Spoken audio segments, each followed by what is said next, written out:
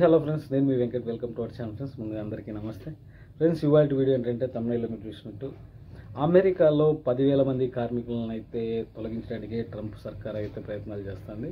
అసలు అది ఏంటి, ఏ విధంగా, ఎందుకు అంతమందిని తొలగించడానికి ప్రయత్నాలు చేస్తున్నా అనే డీటెయిల్స్ అన్ని ఈ వీడియోలో తెలుసుకుందాం. వీడియోని అయితే స్కిప్ చేయండి ఫ్రెండ్స్, వీడియోని పూర్తి చేయండి. అట్లాగే మీరు కనుక నా ఛానల్ కొత్తగా చూస్తున్నా, ఇంతవరకు సబ్స్క్రైబ్ చేసుకోకపోయినా దయచేసి సబ్స్క్రైబ్ చేసి లైక్ చేసి మీ అభిప్రాయాన్ని కూడా కామెంట్ రూపంలో తెలియజేస్తారని కోరుకుంటూ ఇక వీడియోలోకి. అమెరికాలో ఉద్యోగాల కోత మొదలైంది. ప్రభుత్వ ఖర్చులను తగ్గించుకోవడంలో భాగంగా అధ్యక్షుడు డొనాల్డ్ ట్రంప్, ఆయన సలహాదారు జోసెఫ్ ఎలాన్ మస్క్ నిర్దాక్షిణ్యంగా వ్యవహరిస్తున్నారు. ఇప్పటికే 75,000 మందిని స్వచ్ఛందంగా ఉద్యోగ విరమణ చేయాలని ఆదేశాలు చేశారు. తాజాగా వివిధ ఏజెన్సీల్లో పనిచేస్తున్న 9,500 మంది పైగా కార్మికులపై వేటు వేసింది. ఇప్పుడు పెరిగిన ఖర్చులు.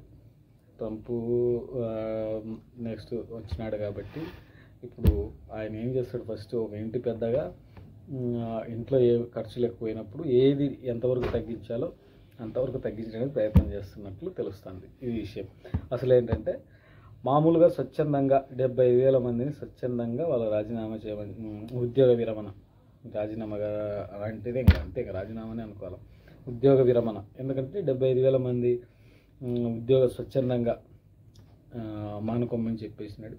ప్లస్ అట్లాగే వివిధ ఏజెన్సీల్లో వేరే చిన్న చిన్న కార్మికులు ఎలా ఉంటారు కదా, కార్మిక ఏజెన్సీల్లో పనిచేస్తున్నటువంటి 9,500 మంది పైగా కార్మికులను అయితే తొలగించడానికి అయితే ప్రయత్నాలు చేశారు.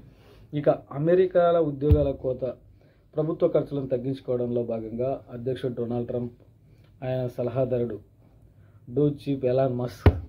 ఈ ఎలాన్ మస్క్ గురించి చాలా వరకు మన ఆంధ్ర వాళ్ళు సినిమాల సైడ్ మంచి ఎలాన్ మస్క్ వచ్చేసి కన్నింగ్ ఐడియాస్ ఉంటాయని చెప్పేసి ఎలాన్ మస్క్ను ఆ పోస్ట్లో పెట్టాడని చెప్పి చాలామంది మన వాళ్ళు ఎగతాళి చేస్తుంటారు. కరెక్టే, ఆయన చెప్పినటువంటిది. ఇప్పుడు ఎలాన్ మస్క్ వచ్చేసి ఏ విధంగా తగ్గించవచ్చు అంటే ఈ విధంగా తగ్గించవచ్చు అన్నట్టుగా చెప్పినాడు. ఉన్న ఉద్యోగాలను ఉన్నోళ్ళని తీసేసి ఇంకా అది ఎంతవరకు కరెక్ట్? ఇప్పుడు వాళ్ళకి ఏదో దానికి తగ్గట్టు వేరేది ఏదైనా ఆప్షన్ ఎత్తుకాలి, కానీ ఉన్న ఉద్యోగాలను తీసేసి వాళ్ళ కడుపులు కొట్టడం అయితే కరెక్ట్ కాదని నాకు అనిపించింది. ఇక ఇప్పటికే 75,000 మంది స్వచ్ఛందంగా ఉద్యోగ విరమణ చేశారు.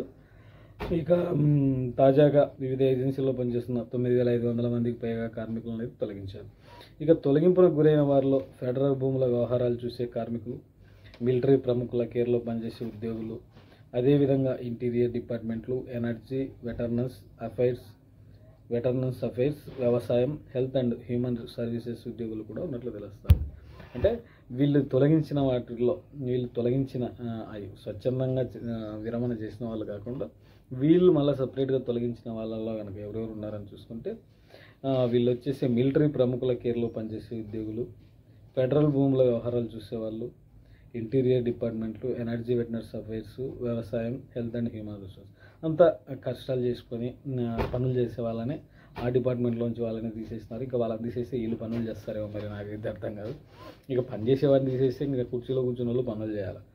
ఇక ఫెడరల్ ఏజెన్సీలు అన్నింటినీ అమెరికా వదులుకోవాల్సిన సమయం అయితే వచ్చేసింది. ఇప్పటికే ఎలాన్ మస్క్ ప్రకటించారు. ప్రభుత్వ పనితీరును సమూలంగా పునర్వ్యవస్థీకరించడంలో భాగంగా ఈ చర్య తప్పదని స్పష్టం చేశారు.